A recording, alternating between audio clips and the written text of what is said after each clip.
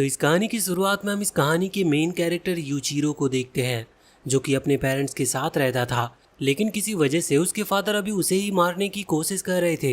वो एक साइको है, इसी वजह से वो उसके पीछे एक चाकू लेकर भाग रहे थे। अब यूचिरो डर कर बाहर आता है, जहाँ वो अपने दोस्तों की डेड बॉडी देखता है, जिन्हें देखकर वो घबरा गया था। लेकिन इतने में ही उसके फादर उसे पीछे से चाकू मार देते हैं। उन्हें लगा था कि वो मारा गया, लेकिन वो मरा नहीं था। वो वहाँ से किसी तरह से बचता है और एक ऑर्फनेज में आ जाता है, जहाँ पर उसकी मुलाकात वैसे तो कई सारे बच्चों से होती है, लेकिन उन्हीं में से एक था मीका। और मीका स्पेशल इसीलिए था क्योंकि यूचिरो जब वहाँ पर आया था तब उसने तुरंत ही उसकी तरफ दोस्ती का हाथ बढ़ा दिया। हालांकि यूचिरो खुद को बहुत ही अनलकी मानता है, इसीलिए वो उससे दोस्ती नहीं करना चाहता था। लेकिन फिर धीरे धीरे उनमें दोस्ती हो जाती है। अभी वो कुछ ही टाइम वहाँ ऑर्फनेज में चैन से रह रहा था कि तभी अचानक से उनके शहर में एक नई बीमारी फैलना शुरू होती है, जिसमें 13 साल या उससे बड़े बच्चों की जान अपने आप ही जा रही थी। और उसी समय कुछ लोगों का ग्रुप उनके शहर में आता है। ये नॉर्मल लोग नहीं थे, ये असल में वैम्पायर्स थे। अभी यहाँ पर सबको अचानक से मरता हुआ देखकर यूचिरो और उसके दोस्त, जो कि 13 साल से कम उम्र के हैं, वो ऑर्फनेज की तरफ भागते हैं। लेकिन वहाँ पर जो उनका केयर टेकर था वो ऑलरेडी मारा जा चुका था। अब उसी समय वहाँ पर वो वैम्पायर का ग्रुप आ जाता है और उन सभी को पकड़ लेता है। इसके बाद से यूचिरो और उसके दोस्तों को 4 साल के लिए एक कैद में रखा गया। वो जगह तो बहुत बड़ी थी, लेकिन वो एक कैद खाने की तरह थी। उन्हें 4 साल तक अच्छे से ट्रीट किया जाएगा और उनके ब्लड को निकाला जाएगा जब तक कि वो पूरे 13 साल के नहीं हो जाते। यूचिरो यहाँ पर बिल्कुल खुश नहीं था। तभी वो सामने देखता है कि 2 वैम्पायर अभी एक बच्चे के हाथ पर पैर रखते हुए जा रहे हैं। साथ ही वो उस बच्चे को इग्नोर कर रहे थे।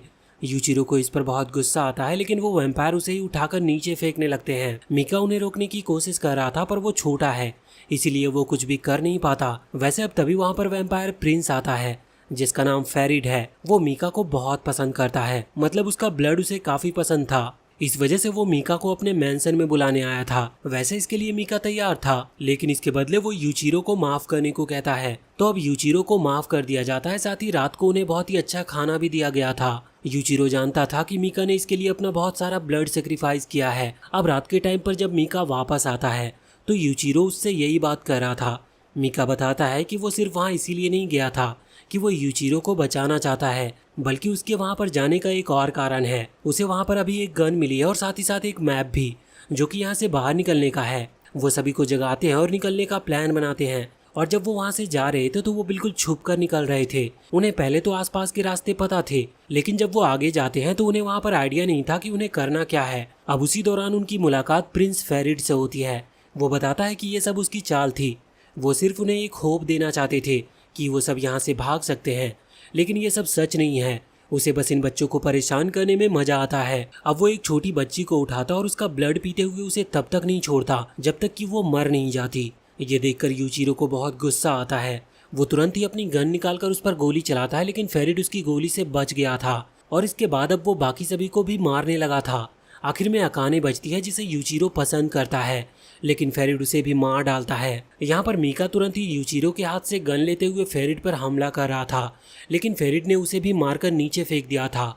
उसी दौरान यूचिरो आगे बढ़ता और मीका के हाथों से गन छीनते हुए दूसरी डायरेक्शन से फेरिड के सर पर गोली मारकर उसे जान से मार डालता है। वैसे अभी मीका पूरी तरह से मरा नहीं था, इसी वजह से यूचिरो उसे भी अपने साथ ले जाने वाला था, पर मीका कहता है कि नहीं, वो उसके प्लान को खराब कर देगा। अगर वो उसे साथ ले गया तो वो रास्ते में ही पकड़े जाएंगे, क्योंकि मीका अब चल नहीं सकता। यूचिरो को उसकी बात माननी पड़ती है और इसके बाद अब वो भागता है। जब वो बाहर के रास्ते पर पहुंच चुका था तो वहां से वो अचानक नीचे की तरफ गिर जाता है, जहां पर चारों तरफ बर्फ ही बर्फ थी। वहां पर उसकी मुलाकात 3 लोगों से होती है। वो सामने जो था वो कहता है कि लगता है तुम उन लोगों से बचकर आ गए हो, अगर तुम हमारी मदद करो तो हम उनमें से कई लोगों को मार सकते हैं। वो यहाँ पर कुछ भी नहीं कहता और तुरंत ही उसे गले लगा लेता है और इसके बाद कहता है कि वो उन सभी वैम्पायर को खत्म कर देगा, भले इसके लिए उसे कुछ भी क्यों ना करना पड़े। अब असली कहानी यहाँ से शुरू होती है। कुछ साल बीत चुके थे। यूचिरो उस आदमी के ग्रुप में ज्वाइन हो चुका है और अब वो एक हंटर बन चुका था और उसकी फाइट अभी मॉन्स्टर्स के साथ चल रही होती है। लेकिन कुछ ही देर के बाद हम उसे एक स्कूल में देखते हैं। उसे अभी सजा मिली हुई थी रूल तोड़ने के लिए। यह स्कूल हंटर्स के लिए बनाया गया है। अगर वो नियम तोड़ते हैं तो उन्हें यहाँ पर आना पड़ता है। यूचिरो यहाँ पर भी मस्ती कर रहा था, जिस वजह से सर कहते हैं कि वो उसे सस्पेंड कर देंगे। यूचिरो तो यही चाहता था, क्योंकि बाहर जाकर वो मॉन्स्टर से लड़ सकता है। लेकिन तभी पीछे की सीट पर बैठी एक लड़की सिनोआ उससे कहती है कि उसे ऐसी गलती नहीं करनी चाहिए, क्योंकि सस्पेंड का मतलब उसे और देर तक यहीं रुकना होगा। वैसे यूचिरो को जो सस्पेंशन मिला है उसे दूर करने का सिर्फ एक ही तरीका है, उसे यहाँ पर किसी एक से दोस्ती करनी है। अब यहाँ पर हमें पहले का सीन दिखाया जाता है जब यूचिरो की मुलाकात उन 3 लोगों से होती है। वो जो पहला वाला लड़का था वो बताता है कि वो डीमन आर्मी में हेड है और उनका काम इन वैम्पायर को खत्म करना है। उसका नाम गुरेन था। उसने यूचिरो को ऑफर किया था कि वो उन्हें ज्वाइन कर सकता है, जिसके बाद यूचिरो ने उनके साथ हाथ मिला लिया। अभी करंट टाइम में यूचिरो सोच रहा था कि गुरेन बहुत बड़ा धोखेबाज है। उसने तब मुझे ज्वाइन तो करवा लिया, लेकिन अब मैं यहाँ स्कूल में बैठा हूँ और मैंने तो अभी तक किसी वैम्पायर को मारा भी नहीं है। तभी सिनोआ उससे कहती है कि अगर उसे सस्पेंशन से बाहर निकलना है तो उसे ना चाहते हुए भी किसी के साथ दोस्ती करनी होगी। यूचिरो कहता है कि वो गुरेन से बात करे और उससे कहे कि उसे वैम्पायर को खत्म करना है, ना कि दोस्ती करनी है। पर फिर सिनोआ उसे एक लेटर दिखाती और बताती है कि ये गुरेन ने उसे दिया है। अगर उसे यहाँ से निकलना है और एक वैम्पायर हंटर बनना है तो उसे दोस्ती तो करनी पड़ेगी। अब वो लोग वहाँ उस स्कूल से वापस लौट रहे थे क्योंकि स्कूल की छुट्टी हो चुकी थी, लेकिन नीचे आते वक्त यूचिरो को उसी की क्लास का एक लड़का यूची दिखता है। उसे अभी कुछ दूसरे बच्चे परेशान कर रहे थे। वो आगे जाकर उसे बचाने वाला था, पर तभी सिनोआ बताती है कि वो इनसे लड़ नहीं सकता, वरना ये भी रूल तोड़ने जैसा ही होगा। अब इसी वजह से यहाँ पर यूचिरो की भी पिटाई हो जाती है बाद में, लेकिन वो यूची को वहाँ से ले गया था। वो पूछता है कि वो लड़के तुम्हें मार क्यों रहे थे, जिस पर वो बताता है कि वो डीमन आर्मी को ज्वाइन करना चाहता है। इसका मतलब उसे वैम्पायर से लड़ना है, क्योंकि वैम्पायर ने उसकी बहन को मारा था और वो उसका बदला लेना चाहता है। लेकिन वो कमजोर है, इसी वजह से वो लड़का यामानाका उसे मार रहा था। यूचिरो कहता है कि तुम सच में कमजोर हो, लेकिन तभी अब उन्हें एक धमाके की आवाज आती है। उन्हें पता चलता है कि एक वैम्पायर वहां पर आई है। यूचिरो को ये अच्छा मौका लगता है एक वैम्पायर को खत्म करने का, और इसी वजह से वो निकल पड़ता है। उसने कुछ वेपन्स छुपा रखे थे, वो वेपन्स को निकालता और तुरंत क्लासरूम में आ जाता है, क्योंकि उसे पता था कि वो उसे वहीं मिलेगी। वो वैम्पायर अभी एक लड़की के ब्लड को पीने ही वाली थी और उसे जान से मारने ही वाली थी, लेकिन तभी यूचिरो वहां पर पहुंचता है और उस लड़की को बचा लेता है। वैसे अभी वहां पर वो लड़का यामानाका भी था जो कि अभी यूची को पीट रहा था। वो बहुत डरा हुआ था। यहाँ पर यूचिरो उस वैम्पायर लड़की पर हमला करना शुरू करता है। लड़ाई के दौरान यूचिरो ने उसके हाथ को भी काट दिया था, लेकिन वो वैम्पायर लड़की फिर से अपने हाथ को जोड़ लेती है। इसके बाद फिर से उनमें लड़ाई शुरू होती है। यूचिरो उस पर कई हमले करता है, लेकिन वो खुद को हील करते जा रही थी। उसकी एनर्जी खत्म होने वाली थी, इसी वजह से वो फिर से उस लड़की के पास आती है जिसे उसने शुरुआत में पकड़ा था। वो उसके ब्लड को पीने वाली थी, लेकिन तभी वहाँ पर यूची आ जाता है और उसे दूर हटा देता है। लेकिन अब वो यूची को मारने वाली थी, लेकिन तभी यूचिरो सामने आकर उसे बचाता है। ये देखकर उस वैम्पायर लड़की को बहुत गुस्सा आ गया था। वो यूचिरो पर हमला करती है और उसे लेकर वहाँ खिड़की से नीचे कूद जाती है, लेकिन उसी दौरान यूचिरो ने अपनी तलवार उसे मार दी थी। पर वो बताती है कि वो इमोर्टल है, वो कभी मर नहीं सकती। तभी वहाँ पर गुरेन आता है जो कि अपने खास स्वॉर्ड से उसे मार देता है। असल में उसके पास एक स्पेशल स्वॉर्ड है जिससे वो वैम्पायर को खत्म कर सकता है। अभी यहाँ पर यूचिरो उससे रिक्वेस्ट कर रहा था कि वो उसे अपने साथ ले चले, पर गुरेन कहता है कि नहीं, उसे पहले एक दोस्त बनाना होगा। उसी दौरान वहाँ पर यूची आ जाता है जो कि अभी छलांग लगाते हुए आ रहा था, जिस वजह से वो आकर सीधा यूचिरो के ऊपर गिरता है और इससे वो बेहोश हो गया था। हालांकि तभी सिनोवा वहां पर आकर गुरेन से कहती है कि यूचिरो का दोस्त बन चुका है और इसीलिए अब गुरेन को अपना प्रॉमिस निभाना होगा। अगले सीन में हॉस्पिटल में वो बता रही थी कि यूचिरो को मून डीमन आर्मी में एक्सेप्ट कर लिया गया है और साथ ही यूची भी उसके साथ आ सकता है उसका दोस्त बनकर। अब अगले दिन यूचिरो फिर से स्कूल में था, जहाँ पर उसकी मुलाकात उसी लड़की से होती है जिसकी उसने जान बचाई थी। वो अभी उसे एक लेटर देने के लिए आई थी, लेकिन यूचिरो उस लेटर को पढ़े इसके पहले ही वो वहाँ से भाग जाती है। अब तभी वहाँ पर सिनोआ आती है जो कि उसे चिढ़ा रही थी। हालांकि यूचिरो कहता है कि मैंने अब जब डीमन आर्मी ज्वाइन कर ली है तो आखिर यहाँ स्कूल में मैं क्या कर रहा हूँ। सिनोआ बताती है कि तुम्हारी ट्रेनिंग अभी तक पूरी नहीं हुई, तुम्हें अब यहाँ पर वैम्पायर एक्सटर्मिनेशन यूनिट के बारे में बताया जाएगा। वो तभी अपने हाथों से एक चाबी निकालती है जो कि एक डीमन था। वो डीमन एक वेपन में बदल जाता है। वो कहती है कि तुम्हें इसी तरह का वेपन मिलेगा। यूचिरो तुरंत ही अपनी तलवार निकालकर उससे लड़ने के लिए तैयार था। वो सोच रहा था कि वो उसके वेपन को छीन करके वैम्पायर से लड़ सकता है, पर सिनोआ बताती है कि उसके वेपन को वो यूज नहीं कर सकता क्योंकि उन्हें खुद के वेपन मिलते हैं जो कि उनके ऑर्डर को फॉलो करे और उनकी बात माने। लेकिन यूचिरो फिर भी उससे लड़ रहा था उसकी स्ट्रेंथ को देखने के लिए, पर यूचिरो को पता चलता है कि वो बहुत ही ज़्यादा ताकतवर है और उसका कोई भी अटैक उस पर काम नहीं करता। यहाँ तक कि सिनोआ तो अभी अपनी पूरी पावर का इस्तेमाल भी नहीं कर रही थी। अब कुछ देर के बाद उनकी मुलाकात उसी लड़के यामानाका से होती है। वो कहता है कि उन्हें उनकी हेल्प चाहिए। वो माफ़ी भी मांग रहा था। असल में जो उसका तीसरा साथी था वो फॉरबिडन चेम्बर में चला गया है। यहाँ पर सिनोआ यूचिरो को बताती है कि ये वही जगह है जहाँ पर वैम्पायर एक्सटर्मिनेशन यूनिट के न्यू मेंबर की ट्रेनिंग की जाती है। हालांकि वहाँ पर डीमंस रहते हैं इसीलिए वो जगह खतरनाक है, लेकिन यूचिरो नहीं सुनने वाला था। वो तुरंत वहाँ पर पहुँचता है। अभी सिनोआ उसे रोक रही थी और कह रही थी कि यहाँ पर जो लोग पहले से जा चुके हैं इनके पास डीमन की पावर है और सिर्फ वही वहाँ पर जा सकते हैं, और अगर दूसरे गए तो उन पर डीमन हावी हो जाएगा। और यही सेम चीज उस यामानाका के दोस्त के साथ हुई थी। लेकिन फिर भी अब यूचिरो उस पर हमला करता है। वो उसके वेपन को लेने की कोशिश कर रहा था क्योंकि ये वेपन वो खास वेपन है जिसके अंदर डीमन की पावर है। सिनोआ उसे ऐसा करने से मना करती है क्योंकि इससे यूचिरो डीमन के कब्जे में आ जाएगा, पर वो उसकी बात नहीं मानता। वो तुरंत ही वहां पर जाता है और फाइट करते हुए उस एक्स को ले लेता है। लेकिन इसी दौरान वो वहां पर पास्ट में आ चुका था जहां उसके ऑर्फनेज के सारे दोस्त थे। अभी मीका उससे कह रहा था कि वो उसे ऐसी पावर देगा जिसके बाद वो हर वैम्पायर को मार पाए, लेकिन यूचिरो जानता था कि ये वो डीमन है जिस वजह से यूचिरो उस ड्रीम को तोड़ देता है और वापस से जाग जाता है। अभी सिनोआ और यूची दोनों ही बहुत खुश थे कि यूचिरो पूरी तरह से ठीक है। यूचिरो कहता है कि क्या वो उस वेपन को रख ले, लेकिन सिनोआ कहती है कि उन्हें वेपन गुरेन साइन करके देता है, पर यूचिरो ने अपनी काबिलियत साबित कर दी है। इस वजह से अब वो फॉरबिडन चेम्बर में आकर ट्रेनिंग जरूर कर सकता है। वैसे इसके बाद अब एक दूसरे शहर का सीन आता है जहाँ पर हम एक मॉन्स्टर को देखते हैं। वो लोगों पर हमला कर रहा था, लेकिन उसी वक्त वहाँ पर मीका पहुँचता है और उस मॉन्स्टर को मार देता है। हमें जानने को मिलता है कि मीका एक वैम्पायर बन चुका है। वहाँ पर और भी वैम्पायर आते हैं और उन लोगों से कहते हैं कि वो उन्हें प्रोटेक्ट कर सकते हैं अगर वो उन्हें अपना ब्लड दे तो। इस पर सभी ह्यूमन तैयार थे। वहीं पर एक छोटी बच्ची आती है और मीका को अपना ब्लड ऑफर करती है।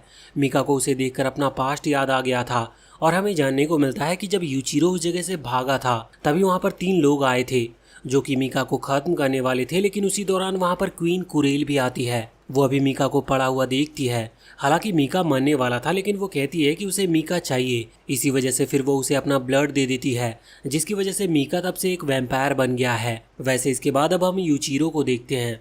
वो फिर से स्कूल आ रहा था, लेकिन उसी दौरान वो एक लड़के से टकराता है। वो लड़का इतना गुस्से वाला था कि वो तुरंत ही उसे एक पंच मार देता है। हालांकि वो उसे जवाब नहीं देता। बाद में यूची और सिनोआ उससे पूछ रहे थे कि उसके चेहरे पर कैसे चोट लगी, लेकिन वो बताता नहीं कि उसकी फाइट हुई थी। अब इसके बाद वो अपनी क्लास में पहुंचता है जो कि अभी गुरेन लेने वाला था। यहाँ पर पहले तो वो एक स्पीच देता और इसके बाद अपनी सीट पर जाता है, लेकिन वहाँ उस सीट पर वही लड़का बैठा था जिसने यूचिरो को मारा था। अब यूचिरो को भी गुस्सा आ रहा था, इस वजह से उन दोनों में फाइट होती है। लेकिन गुरेन उन दोनों को ही पीटते हुए वहाँ से दूर फेंक देता है और कहता है कि उन्हें क्लास में नहीं लड़ना चाहिए। वैसे बाद में उनकी मुलाकात एक नई इंस्ट्रक्टर से होती है जो कि उनका एक टेस्ट ले रही थी। इसमें उन्हें 2 लोगों की टीम बनाकर कुछ रोबोटिक टाइप मॉन्स्टर से लड़ना है। यहाँ पर सभी की टीम बन जाती है, लेकिन यूचिरो को कोई भी नहीं मिला था और आखिर में सिर्फ किमीजुकी ही बचा हुआ था। इसी वजह से उसे किमीजुकी के साथ ही टीम बनानी पड़ती है। फाइट के दौरान अचानक से किमीजुकी को पता चलता है कि उसकी बहन की तबीयत बहुत खराब है, जो कि अभी हॉस्पिटल में है। लेकिन वो फाइट पर ध्यान दे रहा था, पर यूचिरो कहता है कि तुम पागल हो क्या, तुम्हें अभी वहाँ जाना चाहिए। अब अगले सीन में हम देखते हैं कि वो वहाँ पर पहुँच चुका था।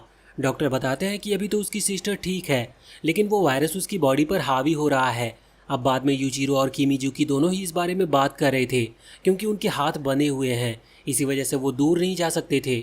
आज पूरे दिन उन्हें इसी तरह से हाथ बांध कर रहना होगा, इसी वजह से उनकी दोस्ती हो जाती है। अगले सीन में हम देखते हैं कि जब यूचिरो के हाथ खुल चुके थे तो वो वहां पर आकर गुरेन पर हमला कर देता है। वो उससे डिमांड करता है कि उसे एक वेपन चाहिए जो कि वैम्पायर को खत्म कर पाए। गुरेन उससे कहता है कि ठीक है, वो उसे वेपन दे देगा, लेकिन अगले ही अटैक में उसने यूचिरो को बेहोश कर दिया था। यूचिरो जब वापस लौटता है तो उसे लगता है कि गुरेन मजाक कर रहा है, लेकिन सिनोआ उसे बताती है कि गुरेन कभी अपनी प्रॉमिस नहीं तोड़ता।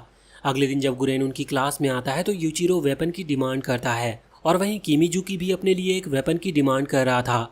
पर उसी टाइम गुरेन उनको मारते हुए कहता है कि पहले उन्हें अपने गुस्से पर काम करना चाहिए। वैसे वो इंस्ट्रक्टर से पूछता है कि क्या उनके हिसाब से कोई ऐसा है जिसे इस वेपन टेस्ट के लिए चुना जा सके, तो वो बताती है कि यूची को चुना जा सकता है क्योंकि उस पर डीमन स्पिरिट्स की एनर्जी का कोई असर नहीं होता। टेस्ट लेने के लिए गुरेन ने अपनी तलवार नीचे लगा दी थी। सभी बच्चे बेहोश हो जाते हैं और सिर्फ कुछ ही बच्चे खड़े हुए थे, जिनमें से एक यूची भी था। अब उन सभी को एक टेस्ट के लिए ले जाया जाता है। रास्ते में गुरेन ये बात जानता था कि यूची सच में कमजोर है क्योंकि उसे लड़ने का बिल्कुल एक्सपीरियंस नहीं है और वो डरता भी है। लेकिन एक डीमन को अपने वश में कर लेना उसके लिए बहुत अच्छा होगा अगर उसकी कभी वैम्पायर से फाइट होती है तो। वैसे अब वो वहाँ पर पहुँचते हैं जहाँ उन्हें वो टेस्ट देना था, पर वहाँ पर बहुत सारे डीमन हेड लगे हुए थे। अभी गुरेन उन्हें पहले ही वार्निंग देता है कि अगर उन्होंने गलती की तो वो डीमन के वश में आ जाएंगे। अब यहाँ पर जब वो टेस्ट दे रहे थे तो हम सबसे पहले यूचिरो को देखते हैं। वो डीमन के सामने था। वो डीमन उससे कह रही थी कि वो उसे पावर दे सकती है, लेकिन इसके लिए यूचिरो को उसके वश में आना होगा, पर वो इसके लिए तुरंत मना कर देता है। अब वो डीमन उसे बांधकर उसकी दोस्तों की इमेज दिखाती है, जो कि उससे कह रहे थे कि अगर उसे स्ट्रांग बनना है तो उसे इस डीमन की बात मान लेनी चाहिए। लेकिन यूचिरो इस ड्रीम को भी तोड़ने में कामयाब रहता है। बाद में उसकी उस डीमन से मुलाकात होती है जिसका नाम था सीरामारू। वो कहती है कि इतनी बात करने के बाद मैं तुम्हें लाइक करने लगी हूँ। मैं तुम्हें अपनी पावर दूंगी, लेकिन सिर्फ एक शर्त पर कि तुम जब भी कभी किसी वैम्पायर को देखोगे तो तुम्हें उसे खत्म करना होगा, चाहे वो कोई भी क्यों ना हो। इस पर यूचिरो को कोई तकलीफ नहीं थी, क्योंकि वो तो यही चाहता है कि इस दुनिया के सारे वैम्पायर मारे जाए। इस पर सीरामारू कहती है कि ठीक है, तो जब भी तुम एक वैम्पायर को मारने में नाकाम होगे तब मैं तुम्हारी बॉडी पर कब्जा कर लूंगी। यूचिरो इस शर्त के लिए मान जाता है। वैसे अब इसके बाद वो वापस से जाग गया था। उसकी मुलाकात किमीजुकी से होती है, जो कि पहले ही अपनी डीमन स्पिरिट को वश में कर चुका है। इसके बाद फिर हम यूची को देखते हैं। वो अभी अपनी ड्रीम में था। वहाँ पर उसकी मुलाकात अपनी बहन से होती है, जो कि असल में वही डीमन थी। वो उसे बता रही थी कि यूची कितना कमजोर है और वो खुद से कभी उस वैम्पायर को नहीं हरा पाएगा जिसने उसकी बहन को मारा है, और इसीलिए अगर वो चाहे तो इसमें वो डीमन उसकी मदद कर सकती है। यूची डरा हुआ था, इसीलिए वो हाँ कर देता है, जिस वजह से उस डीमन का उसकी बॉडी पर कब्जा हो गया था। अभी यूची जब जागता है तो वो डीमन उस पर हावी थी और यहाँ पर कुछ भी किया नहीं जा सकता था। इस वजह से गुरेन कहता है कि हमें यूची को खत्म करना होगा। यूची भी उन पर हमला कर रहा था, लेकिन यूचिरो और किमीजुकी किसी तरह से उसके अटैक्स को रोकते हैं। वो उनके दोस्त हैं, इस वजह से वो उसे मारना नहीं चाहते थे।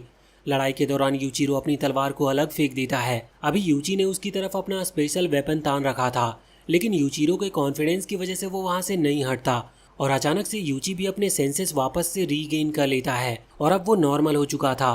वो तुरंत ही यूचिरो के पास आकर उसे गले लगा लेता है। तभी गुरेन वहाँ पर आकर यूचिरो को किक करता है और कहता है कि उसे अपने वेपन इस तरह से नहीं फेंकना चाहिए। साथ ही वो यूची से कहता है कि उसे भी अब थोड़ा ताकतवर बनना होगा, इस तरह से वो किसी भी वैम्पायर से लड़ नहीं सकता। वैसे गुरेन को यूचिरो के ड्रीम के बारे में भी पता था। इस वजह से जब वो उठता है तो वो उससे कहता है कि उसे अब अपने पुराने दोस्तों को भूलना होगा, क्योंकि अब ये नए दोस्त ही उसकी फैमिली है। वैसे हमें ये जानने को मिलता है कि अभी पास के ही सिटी में वैम्पायर्स दिखे थे, इसी वजह से वो लोग वहाँ पर जा रहे होते हैं। अपने पहले मिशन के लिए वो अगले ही दिन ट्रेन से जा रहे होते हैं। यूचिरो सिनोआ से पूछता है कि वो हमेशा उसका पीछा क्यों करती है, तो वो बताती है कि उसे असाइन किया गया था उस पर नजर रखने के लिए, जिससे कि यूचिरो कोई भी गलती ना करे, क्योंकि उसके अंदर वैम्पायर को मारने का पागलपन है। वैसे अब इसके बाद वो दोनों ही वहाँ उस जगह पर पहुँचते हैं जहाँ उन्हें बुलाया गया था। वहाँ पर उनकी मुलाकात किमीजुकी और यूची से होती है और उसी दौरान वहाँ पर एक और लड़की मित्सुबा आती है। ये लड़की भी अभी उनकी टीम में रहेगी, लेकिन जब मित्सुबा को पता चलता है कि सिनोआ को लीडर बना दिया है तो उसे इस बात पर बहुत गुस्सा आता है। वो अभी उससे लड़ रही थी उसकी स्ट्रेंथ को देखने के लिए। तभी गुरेन वहाँ पर आकर उन दोनों को रोकता है और दोनों को ही वार्न करता है कि अगर उन्होंने फिर से ऐसी गलती की तो उन दोनों के लिए ठीक नहीं होगा। वैसे इसके बाद अब गुरेन मित्सुबा से उन सभी को इंट्रोड्यूस कराते हुए बताता है कि हमेशा जो वैम्पायर हंटिंग टीम रहती है उसमें 5 मेंबर को ऐड किया जाता है, जिससे कि वो टीम वर्क के थ्रू वैम्पायर को खत्म कर सके और इनके कोई भी मेंबर का नुकसान ना हो। हालांकि यूचिरो को इससे कोई फर्क नहीं पड़ता। वो तो कह रहा था कि जल्दी से वैम्पायर उन्हें दिखे, जिससे कि वो लोग उन्हें खत्म कर सके। तभी मित्सुबा उस पर हमला कर देती है, लेकिन यूचिरो ने उसके पैरों को पकड़ लिया था। वो पूछता है कि वो ऐसा क्यों कर रही है, जिस पर वो बताती है कि वो तो बस उसके रिफ्लेक्स को चेक करना चाहती थी। वैसे गुरेन उन्हें बताता है कि सीधे ही किसी वैम्पायर को खत्म करना एक बेवकूफ़ी होगी, क्योंकि यहाँ पर वो ह्यूमन सर्वेंट को बचाने के लिए आए हैं, ना कि वैम्पायर को खत्म करने के लिए। हाँ, जरूरत पड़ी तो वो ऐसा कर सकते हैं, लेकिन जब तक जरूरत ना हो तब तक उन्हें छुप कर ही रहना होगा। अब इसके बाद वो लोग वहाँ से आगे बढ़ गए थे और कुछ ही देर के बाद वो वैम्पायर टेरिटरी में पहुँच जाते हैं, जहाँ पर अभी मित्सुबा सभी से कह रही थी कि उन्हें चौकन्ना रहने की जरूरत है, क्योंकि यहाँ पर वैम्पायर कभी भी उन पर हमला कर सकते हैं। और इतने में ही यूचिरो वहाँ सामने एक छोटी बच्ची को नोटिस करता है, जिसके पीछे एक मॉन्स्टर पड़ा हुआ था। वो उसे बचाने वाला था, लेकिन मित्सुबा उसे रोकती है और कहती है कि शायद ये वैम्पायर की चाल हो सकती है। लेकिन यूचिरो यहाँ पर कुछ देर तो देखता है, लेकिन जब वो लड़की बहुत ज्यादा प्रॉब्लम में थी तो वो खुद को रोक नहीं पाता और वहाँ से उसे बचाने के लिए भागता है। वो मॉन्स्टर जब हमला कर रहा था उसी दौरान यूचिरो ने वहाँ पर आकर उसका हाथ काट दिया, लेकिन अब वो मॉन्स्टर यूचिरो को अपना टारगेट बनाने वाला था। पर इतने में ही मित्सुबा वहाँ पर आकर उस मॉन्स्टर को ही काट देती है और उन्होंने उस लड़की को बचा लिया था। लेकिन मित्सुबा सही थी, क्योंकि ये वैम्पायर की एक चाल ही थी। वो अभी उन पर नज़र रखे हुए थे और अब वो अचानक से ही इन पर हमला कर देते हैं। वहाँ पर टोटल 3 वैम्पायर थे। उनसे लड़ते वक्त यूचिरो सीरामारू पावर को एक्टिवेट करता है।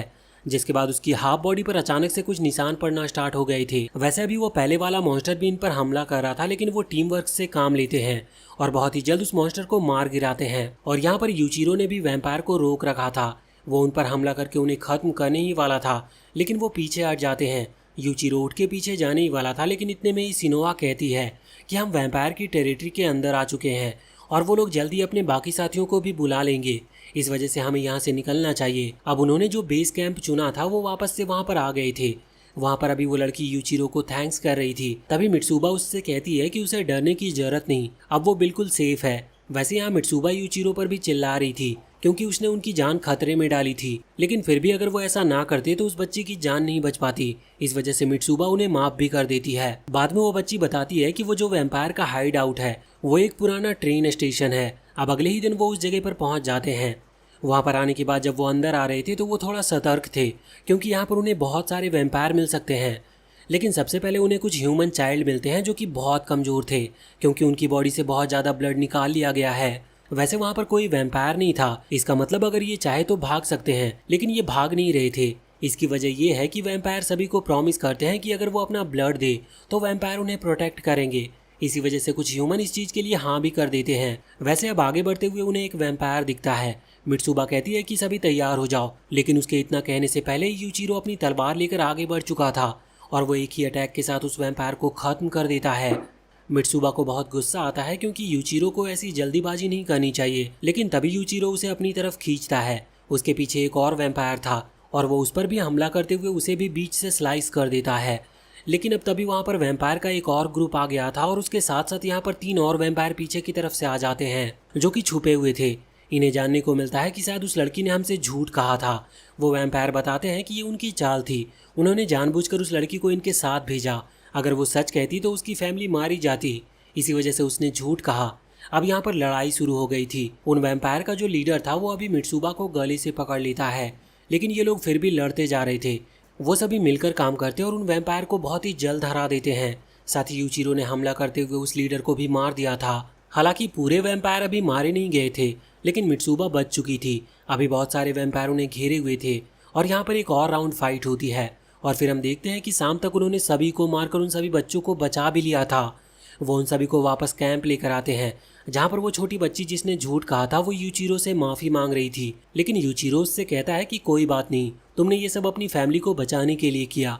अब वो यहाँ से चली जाती है। तभी मित्सुबा वहाँ पर आकर यूचिरो से थैंक यू कहती है क्योंकि उसने उसकी जान बचाई थी। हालांकि फिर वो वहाँ से चली जाती है। अब अगले दिन हम देखते हैं कि अभी किमीजुकी एक कार के वायर को जोड़ रहा था। ये कार वहाँ पर ऐसे ही पड़ी हुई थी और किस्मत से वो चालू भी हो जाती है। यूचिरो पूछता है कि क्या तुम इसे ड्राइव कर सकते हो, लेकिन किमीजुकी कहता है कि उसे ड्राइव करना नहीं आता, इसीलिए अब यूचिरो ही ड्राइविंग सीख रहा था, जिस दौरान वो कई बार उस कार को ठोकता है। हालांकि फिर वो इतनी ड्राइव तो सीख चुका था कि एक कैंप से दूसरे कैंप तक वो सभी को ले जा सके, इसीलिए अभी वो कार में बैठकर जा रहे थे। उसी दौरान उनके सामने एक वैम्पायर आ जाता है। यूचिरो नोटिस करता है कि ये बहुत ही हाई रैंक वैम्पायर था। अभी गाड़ी रुक नहीं रही थी, इसीलिए ये लोग गाड़ी से कूद जाते हैं और वो वैम्पायर उस गाड़ी को अपने एक ही हाथ से रोककर इनकी तरफ ही फेंकता है, जिसके बाद वो गाड़ी ब्लास्ट हो गई थी। हालांकि इससे इन्हें चोट नहीं लगी थी, पर अब अचानक से उस वैम्पायर ने हमला करना शुरू कर दिया था और किसी तरह से यूचिरो उसकी तलवार पर हमला करते हुए उसे वहां से दूर फेंक देता है। ये लोग सोच रहे थे कि शायद ये मिलकर उसे हरा देंगे, लेकिन इतने में ही 2 और वैम्पायर वहां पर आते हैं। यहाँ पर यूचिरो कह रहा था कि हम उन तीनों को नहीं हरा सकते, हमें यहाँ से निकलना होगा, लेकिन सिनोआ कहती है कि अगर हमने भागने की कोशिश की तो हम वैसे भी मारे जाएंगे, इसीलिए हमें अपनी पूरी ताकत लगाकर लड़ना होगा। तभी यहाँ पर वो दोनों जो नए वैम्पायर आए थे उनमें से एक लड़की उस पहले वाले वैम्पायर से कहती है कि वो फेरिड उसे बुला रहा है, इसीलिए हमें अभी जाना होगा। वो वैम्पायर तुरंत ही यहाँ पर यूचिरो के पीछे आ जाता है और उससे कहता है कि ये फाइट हम फिर कभी कंटिन्यू करेंगे, और इतना कहकर वो वहाँ से चला जाता है। सिनोआ खुश थी क्योंकि वो हाई रैंक वैम्पायर को हरा नहीं सकते थे, फिर भी उनकी जान बच गई थी। लेकिन यूचिरो को गुस्सा आ रहा था क्योंकि वो हाई रैंक वैम्पायर सिर्फ उनके साथ खेल रहा था और वो गुस्सा इस बात से भी था कि वो वैम्पायर से बहुत ज़्यादा कमज़ोर है। तभी सिनोआ कहती है कि अगर उसे ताकतवर बनना है तो वो मैजिकल कर्स सीख सकता है। ये कई तरह की टेक्निक्स होती है, लेकिन ये इतनी खतरनाक होती है कि सामने वाला अपने दिमाग पर से काबू हटा देगा और तब वो सिर्फ अटैक करेगा। इससे उसकी टीम को भी नुकसान हो सकता है, इसीलिए सिनोआ कह रही थी कि उसे अभी इसके बारे में नहीं सोचना चाहिए। वैसे इसके बाद अब वो अपनी फैसिलिटी जहाँ पर वो रुक रहे थे वहीं पर चले आए थे, लेकिन वहाँ पर हम देखते हैं कि अभी कुछ हेलीकॉप्टर्स आ रहे थे। जो कि अननोन थे। इस वजह से वो लोग उन पर हमला करना शुरू कर देते हैं। उन पर हमला करने के बाद उन्होंने लगभग सारे हेलीकॉप्टर्स गिरा दिए थे, लेकिन कुछ हेलीकॉप्टर उन्हें डॉज भी कर रहे थे। उसी दौरान एक बड़ा सा प्लेन आकर वहाँ पर टकराता है। उस प्लेन के अंदर से 2 वैम्पायर निकलते हैं और आसपास देखकर कहते हैं कि सब कुछ सही है, इसीलिए अब उससे बाकी वैम्पायर भी निकलने लगते हैं। जब यूचिरो और उसका ग्रुप यहाँ पहुँचता है तो वो समझ जाते हैं कि उन पर हमला हुआ है। अब ये भी उनकी मदद करने लग गए थे, लेकिन वहाँ पर बहुत ज़्यादा वैम्पायर्स थे। इस वजह से उनसे लड़ना इनके लिए भी मुश्किल हो रहा था। लेकिन अब वहाँ पर एक रीइंफोर्समेंट टीम पहुँचती है और वो भी लड़ने लगती है। अभी वो जो हेलीकॉप्टर इनके अटैक से बच गए थे वो भी यहाँ पर हमला कर रहे थे, लेकिन यूची अपने उस स्पेशल वेपन से उन पर फायर करता है और उन्हें नीचे गिरा देता है। लेकिन इसी दौरान एक वैम्पायर उस पर हमला करने वाला था, लेकिन सिनोवा वहाँ पर आकर उसे बचा लेती है और फिर से यूची फायर करके उस हेलीकॉप्टर को भी नीचे गिरा देता है। अब इसी तरह से टीम वर्क से लड़ने के बाद कुछ ही देर में यहाँ पर सभी वैम्पायर को मार दिया गया था। इन्हें सभी सोल्जर्स थैंक यू कहते हैं और बाद में जब वो यहाँ से जा रहे थे तो इन्हें बताया जाता है कि इन्हें यहाँ वेस्ट फैसिलिटी में जाना होगा, क्योंकि वहाँ पर भी इनकी मदद की जरूरत है। वैसे इसके बाद हम ईस्ट फैसिलिटी में आते हैं, जहाँ पर हम गुरेन को देखते हैं। वो अभी वहाँ से कुछ दूर फेरिड पर नजर रखे हुए था। वहीं पर मीका भी था और वो लोग अभी अपनी वैम्पायर आर्मी के साथ थे और अभी वो इसी तरफ हमला करने का प्लान बना रहे होते हैं। वैसे अभी गुरेन के पास एक लड़की आ रही थी, तभी उस पर एक वैम्पायर हमला कर देता है, पर उसी दौरान एक और लड़की आती है जो कि डीमन आर्मी की एक हाई रैंक मेंबर है। वो यहाँ पर उस वैम्पायर को बहुत ही आसानी से खत्म कर देती है। उसका नाम मीडो है। साथ ही अब यहाँ पर उनकी बाकी मेंबर भी आते हैं और इसके बाद गुरेन उनसे कहता है कि हमें फेरिड को खत्म करना होगा इससे पहले कि वो हमारी फैसिलिटी में एंटर करे। दूसरी तरफ वहाँ फेरिड मीका से कह रहा था कि अगर उसके सामने यूचिरो आ गया तो क्या वो उसे खत्म कर पाएगा। इस पर मीका कुछ भी नहीं कहता और इग्नोर करते हुए वहाँ से चला जाता है। वैसे यहाँ पर अभी हम 4 साल पहले उसी टाइम का सीन देखते हैं जब क्वीन करल ने मीका को बचाया था। वो यहाँ पर मीका को बताती है कि अगर वो ह्यूमन का ब्लड नहीं पिएगा तो वो मारा जाएगा, क्योंकि वैम्पायर को ऐसा करना पड़ता है और अगर उसने एक बार वो ब्लड पी लिया तो इससे वो इमोर्टल हो सकता है। लेकिन मीका मॉन्स्टर नहीं था और वो ऐसा करना नहीं चाहता था। क्वीन करल वहाँ पर नीचे आती है और अपने हाथ से अपना ब्लड एक ग्लास में निकालते हुए उसे देती है, लेकिन मीका ने तुरंत ही उसे दूर फेंक दिया था। करल कहती है कि ठीक है, तो फिर अगर तुम्हें मरना है तो तुम मर सकते हो, और इसके बाद वो वहाँ से जाने लगी थी। लेकिन तभी मीका उसका हाथ पकड़ता और उसके हाथ से ब्लड पीने लगता है। वैसे इसके बाद हम वापस से करंट टाइम में देखते हैं कि यूचिरो और उसका पूरा ग्रुप अभी दूसरी फैसिलिटी में जा रहे थे एक बैकअप के तौर पर। उसी दौरान सिनोआ सभी को कुछ गोली दिखाती है, जो गोली खाने के बाद उनकी पावर बढ़ जाएगी। वो बताती है कि इससे वो लोग हाई रैंक वैम्पायर के साथ फाइट कर सकते हैं, क्योंकि एक गोली खाने से उनकी पावर दुगनी होगी और 2 गोली खाने से उनकी पावर 3 गुना हो जाएगी। यूचिरो कहता है कि ये तो कमाल की बात है, अगर हम 10 गोली एक साथ खा ले तो फिर क्या होगा। इस पर किमीजुकी कहता है कि तुम मारे जाओगे, तुम्हारे सारे ऑर्गन ब्लास्ट हो जाएंगे, क्योंकि ये तुम्हारे डीमन को एनर्जी देती है। हालांकि 2 गोली खाने के बाद भी तुम्हें बहुत सारी कैजुअलिटी झेलनी पड़ेगी। तो यहाँ पर वो कहता है कि ये तुमने हमें पहले क्यों नहीं बताया, हमारे पहले भी एक हाई रैंक वैम्पायर से फाइट हो चुकी है। इस पर सिनोआ कहती है कि इस चीज़ का मौका नहीं मिला था, क्योंकि एक गोली 15 मिनट के लिए ही काम करती है, इसके बाद वो कुछ नहीं कर पाएंगे। और दूसरी चीज़ ये है कि ये गोली की पावर एक्टिवेट होने के लिए 10 सेकेंड लगते हैं, और उस टाइम लड़ते वक्त उनके पास 10 सेकेंड का टाइम नहीं था कि वो रुककर इस गोली को खा सके। पर अब तभी अचानक से उनके ट्रक के ऊपर हमला होना शुरू हो गया था, और यह हमला एक हेलीकॉप्टर से हुआ था। वो जल्दी से बाहर निकलते हैं। यूचिरो नोटिस करता है कि ट्रक का जो ड्राइवर था वो बेहोश हो चुका है। वो उसे बचा रहा था, लेकिन इतने में ही हेलीकॉप्टर उस पर भी फायरिंग शुरू कर देता है। अभी ये लोग किसी तरह अपने वेपन्स को आगे करके उनकी गोलियों को रोक रहे थे। उस तरफ यूची उस हेलीकॉप्टर पर फायरिंग करना शुरू कर देता है और बहुत जल्दी वो हेलीकॉप्टर ब्लास्ट होता है। लेकिन इतने में ही उसने एक मिसाइल लॉन्च कर दी थी जो कि सीधा उस ट्रक पर आकर गिरती है। वो ट्रक ब्लास्ट होता है और इसकी वजह से नीचे की जो जगह थी वो टूट जाती है और वो किसी अंडरग्राउंड जगह में आकर कैद हो जाते हैं। और उन्हें पता चलता है कि उनके बीच में एक पत्थरों की दीवार बन चुकी है। आधी टीम इस तरफ थी और आधी टीम उस तरफ। यूचिरो के साथ अभी वो ड्राइवर भी था, इस वजह से वो सेफ जगह पर ले जा रहे थे जिससे कि उसका इलाज हो सके। वो दोनों ही टीम एक दूसरे को बाय कहती है और सेफ रहने को कहती है। दूसरी तरफ हम वहाँ पर मीका को देखते हैं, जिसके सामने अभी गुरेन खड़ा हुआ था। तभी मीका के जो बाकी साथी वैम्पायर हैं और फेरिड, वो लोग वहाँ पर पहुँच जाते हैं। लेकिन यहाँ पर गुरेन के भी साथी पहुँच चुके थे और दोनों ही फोर्स एक दूसरे से लड़ने के लिए पूरी तरह से तैयार थी। अब यहाँ से ये सीन चेंज होकर वहाँ उस स्पेशल कैंप फैसिलिटी में आता है जहाँ पर सभी का इलाज किया जा रहा था। वैसे उसे छोड़कर जब वो जा रहे थे तो सिनोवा कहती है कि ईस्ट फैसिलिटी में हमारी ज़रूरत है, वहाँ पर गुरेन एक बड़ी फोर्स के साथ फाइट कर रहा है। यूचिरो कहता है कि ठीक है, हम वहीं जाएंगे, लेकिन इससे पहले हमारी टीम को फिर से ज्वाइन करना होगा। लेकिन तभी उन्हें कुछ सोल्जर्स से जानने को मिलता है कि पास के ही डिस्ट्रिक्ट में अभी यूचिरो की टीम फाइट कर रही है। कुछ वैम्पायर्स के साथ। वहाँ पर एक अच्छी खासी आर्मी है, जबकि यूचिरो की टीम के सिर्फ 3 मेंबर वहाँ पर हैं। उन्हें बहुत खतरा था, इसी वजह से यूचिरो वहाँ जाने लगता है। सिनोआ कहती है कि हमारी ज़रूरत वहाँ नहीं बल्कि ईस्ट फैसिलिटी में है, लेकिन यूचिरो कहता है कि नहीं और बस इग्नोर करते हुए वहाँ से आगे बढ़ जाता है। अब वहाँ दूसरी तरफ हम यूचिरो के दोस्त को देखते हैं जो अभी वैम्पायर से लड़ रहे थे। उन्होंने कई सारे वैम्पायर को खत्म भी कर दिया था, लेकिन अब वो थकने लगे थे।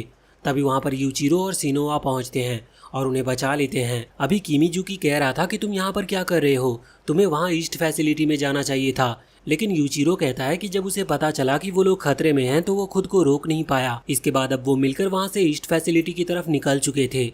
अब हम यहाँ पर ईस्ट फैसिलिटी में आते हैं, जहाँ पर हम देखते हैं कि अभी गुरेन की फोर्स की और फेरिड की फोर्स की फाइट चल रही थी, लेकिन वैम्पायर बहुत ज़्यादा हैं, इस वजह से इन पर हावी पड़ रहे थे। वो गुरेन अभी यूरी के पास आता है।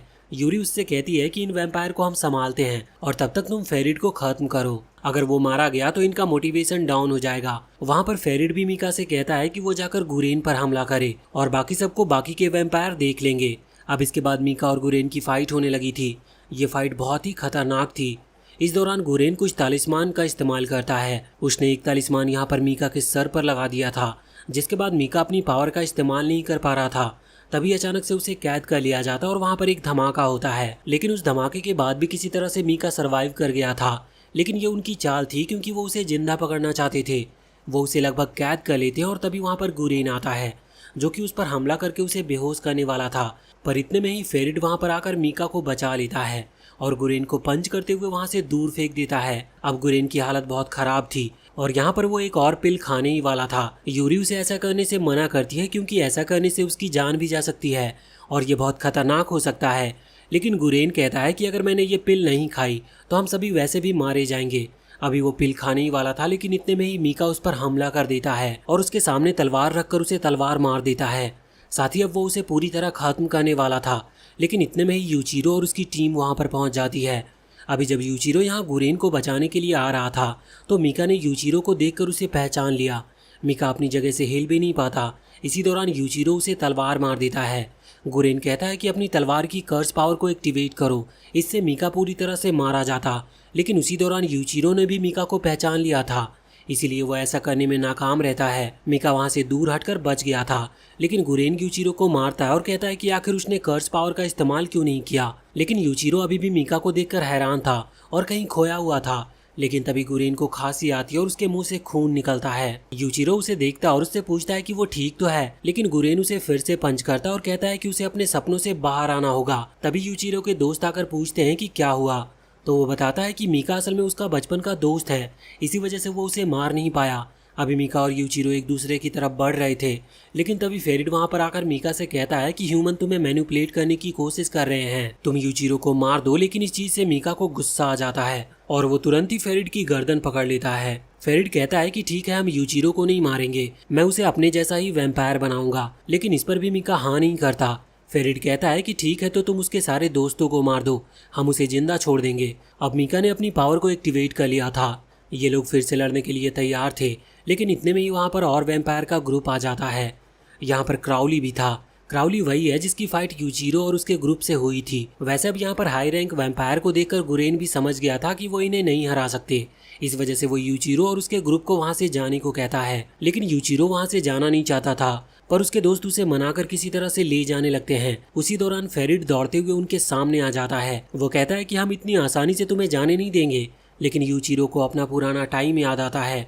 इसी वजह से वो बिना दिमाग का इस्तेमाल करते हुए तलवार को हवा में घुमाकर फेरिड पर हमला करना शुरू कर देता है, जिसका कोई भी फायदा नहीं था। पर तभी गुरेन वहाँ फेरिड पर हमला कर देता है, लेकिन सही वक्त पर फेरिड वहाँ से हट गया था, बल्कि वो गुरेन पर ही पंच भी कर देता है और उसे वहाँ से बहुत दूर फेंक देता है। इधर सभी की हालत बहुत खराब थी, क्योंकि वो वैम्पायर उन पर भारी पड़ रहे थे। इधर फेरिड भी अभी गुरेन को खत्म करने वाला था, लेकिन यूचिरो तभी बचाने के लिए आता है। लेकिन उसी वक्त फेरिड वहां से गायब हो गया था और वो उसके पीछे आ गया था। और तभी मीका भी वहां पर आता है। मीका यूचिरो को पकड़ता और उसे वहां से ले जाने लगता है। यूचिरो कह रहा था कि आखिर तुम वैम्पायर का साथ कैसे दे सकते हो, उन्होंने हमारे दोस्तों को मारा था।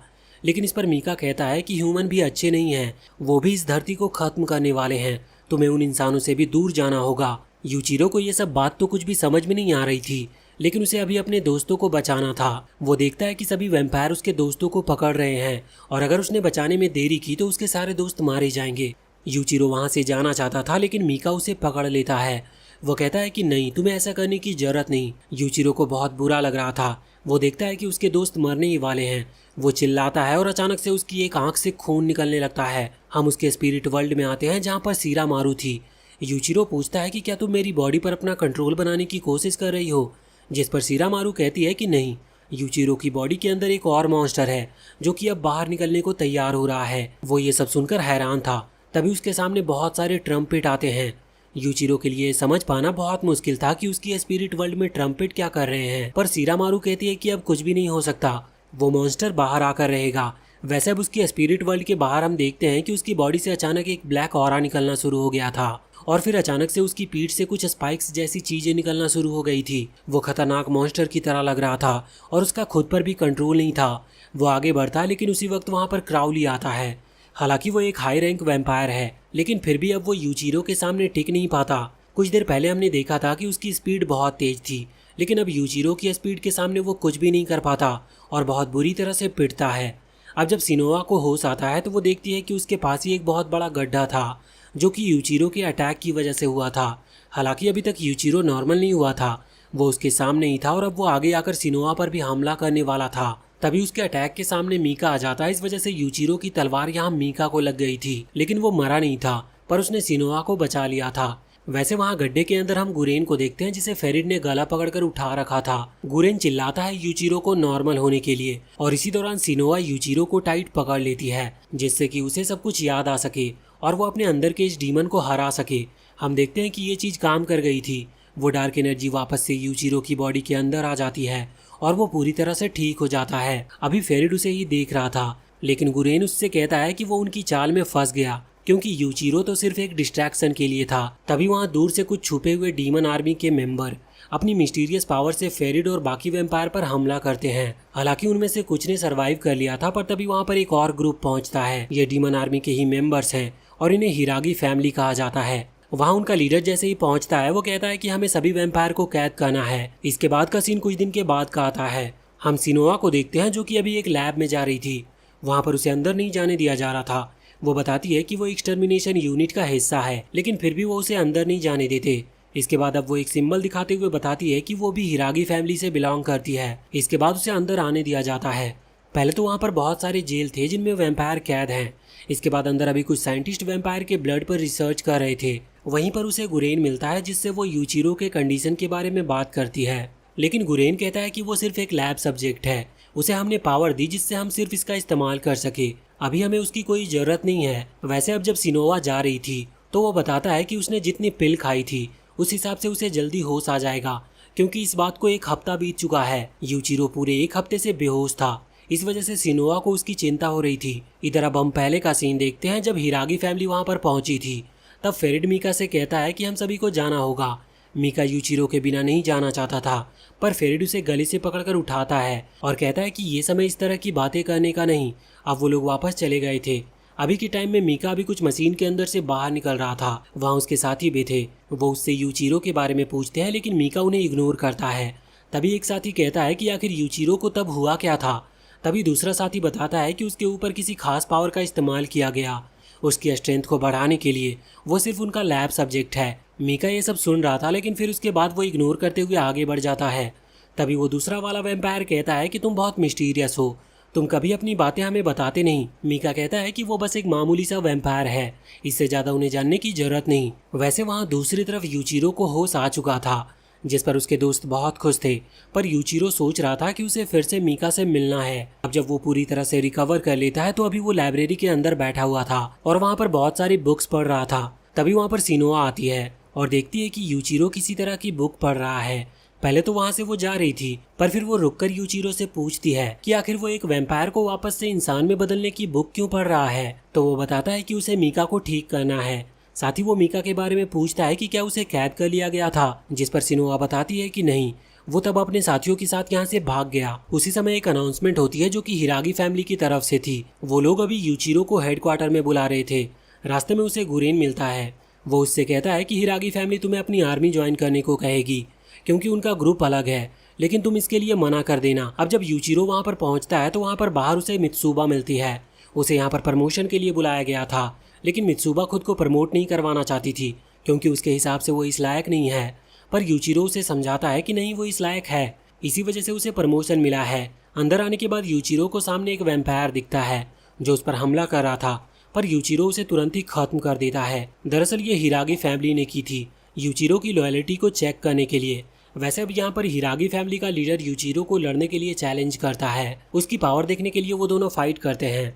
यहाँ पर यूचिरो को अपना स्पेशल पावर को एक्टिवेट करने से मना कर दिया गया था। लड़ाई के दौरान यूचिरो बहुत ही जल्द हार जाता है। हालांकि जब वो लीडर वापस लौट रहा था तब यूचिरो गुस्से में उस पर हमला करता है क्योंकि उसने उसे कमजोर कहा था, पर यह चीज उस लीडर को अच्छी लगती है। वो उसके अटैक को रोककर अपने भाई से कहता है कि अब वो उससे लड़े। उसका भाई जब यूचिरो से लड़ता है तो वो भी उसे हरा ही देता है, लेकिन इसमें उसे भी थोड़ी सी प्रॉब्लम हुई थी। लेकिन अभी वो भी यूचिरो को कमजोर कह रहा था और ये भी कह रहा था कि गुरेन ने आखिर तुम्हें वो स्पेशल वेपन यूज करना क्यों नहीं सिखाया। यूचिरो पूछता है कि आखिर उसका टेस्ट क्यों लिया जा रहा है, तो इस पर वो लीडर बताता है कि उन्हें शक है कि उनके बीच में एक स्पाई है जो कि वैम्पायर के लिए काम करता है, इसी वजह से वो उसका पता लगाने की कोशिश कर रहे हैं। अगले सीन में वो यूचिरो को एक जगह पर बंद करते हैं और बताते हैं कि उन्होंने किमीजुकी और यूची को पहले ही कैद करके रखा है। अगर यूचिरो ने सब कुछ सच नहीं बताया तो वो उन्हें टॉर्चर करेंगे। वैसे अगर वो ऐसा नहीं चाहता तो यहाँ पर हिरागी फैमिली का लीडर कायोरिटो उससे पूछता है कि बताओ कि आखिर तुम घुरेन का साथ क्यों दे रहे हो, जबकि तुम हमारी इतनी पावरफुल फैमिली को भी ज्वाइन कर सकते हो। यूचिरो बताता है कि जब वो वैम्पायर टेरिटरी से भागा था तब वो एक ऑर्फनेज में था, लेकिन गुरेन ने उसे संभाला। पर तभी कायोरिटो कहता है कि गुरेन खुद ही ऑर्फनेज के बच्चों पर रिसर्च करता है जिससे कि वो उनकी हिडन एबिलिटी का पता लगा सके। ये सुनकर यूचिरो हैरान था, उसे कुछ भी समझ नहीं आ रहा था। पर कायोरिटो यूचिरो से अपनी फैमिली ज्वाइन करने को कहता है, पर यूचिरो कहता है कि नहीं, वो ऐसा नहीं करना चाहता और उसके दोस्तों को आज़ाद कर दिया जाए क्योंकि अब उसने सबको सच बता दिया है। उसके दोस्त आज़ाद तो हो जाते हैं पर वो बेहोश हो गए थे क्योंकि वो बहुत देर से कैद हैं। यूचिरो उन्हें उठाकर बाहर ला रहा था जहाँ पर उसकी मुलाकात मित्सुबा से होती है।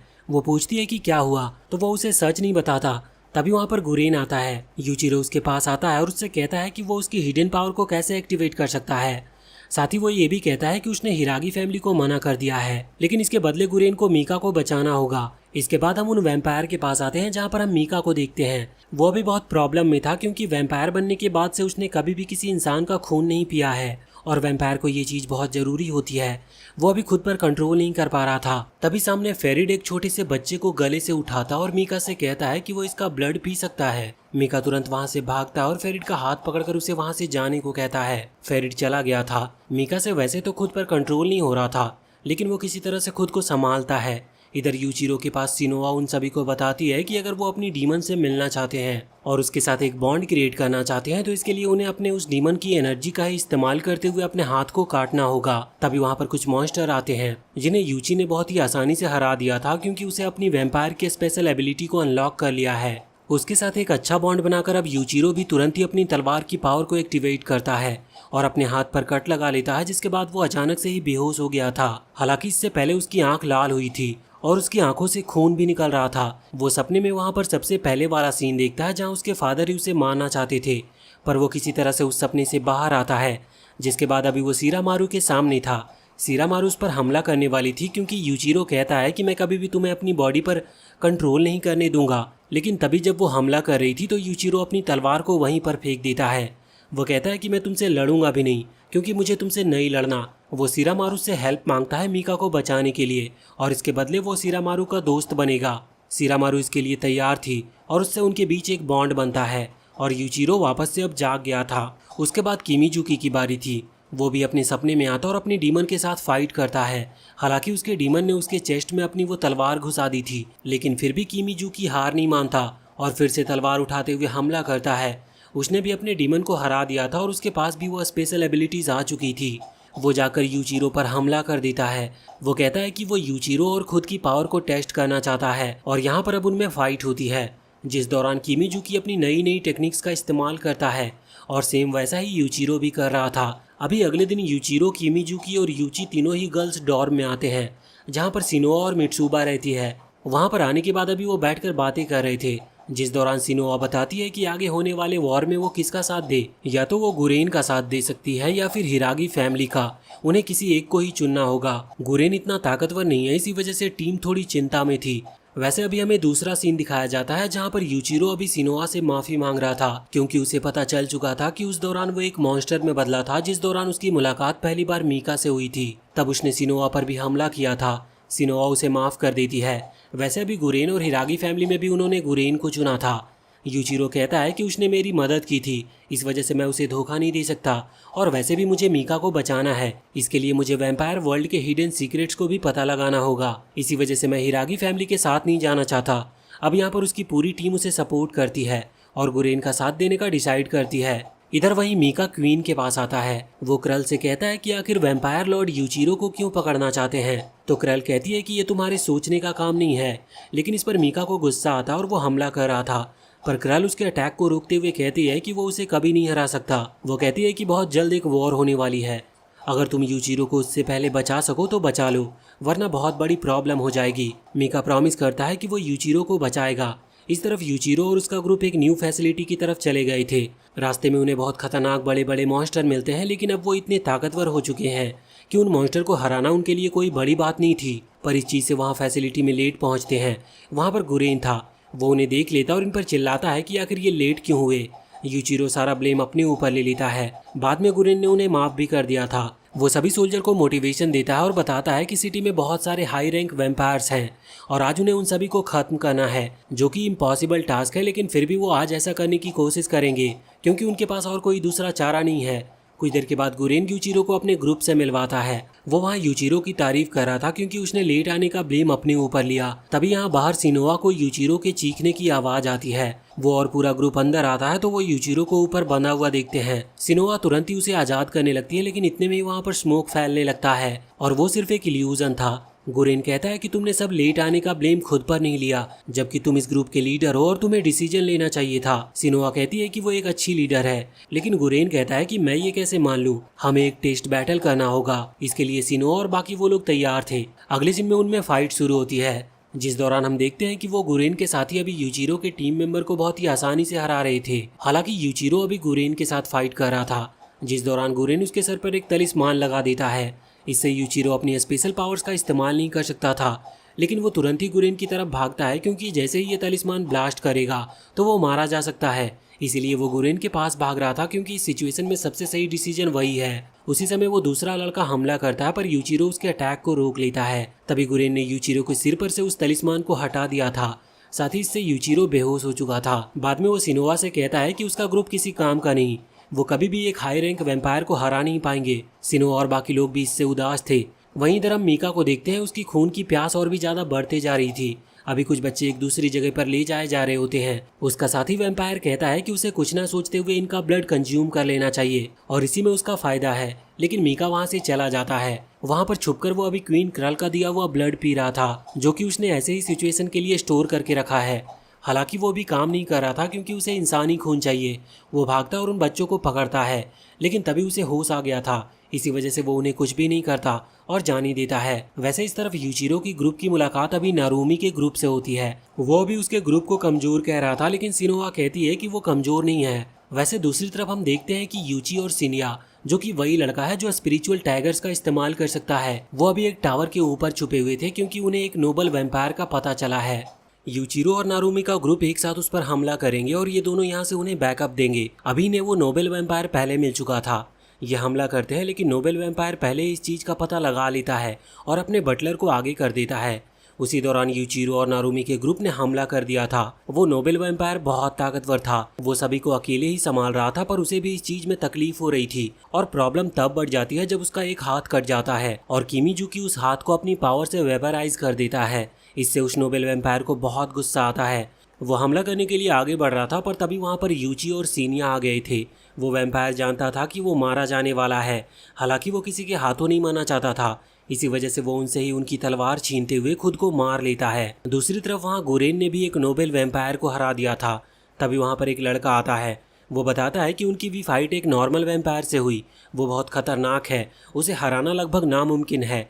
यहाँ पर गुरेन समझ गया था कि ये शायद क्राउली की चाल हो सकती है, वो उन्हें ट्रैप में फंसाने की कोशिश कर रहा है। इसी वजह से वो वहाँ से वापस निकलता है सभी टीम को रीज्वाइन करने के लिए। दूसरी तरफ वहाँ पर नारुमी अभी एक दूसरी टीम को देखता है जो बहुत मुश्किल से बचकर आई थी। वह हैरान थी कि नारुमी की टीम पूरी तरह से सेफ कैसे है। नारुमी यहाँ पर यूचिरो के ग्रुप के बारे में बताता है।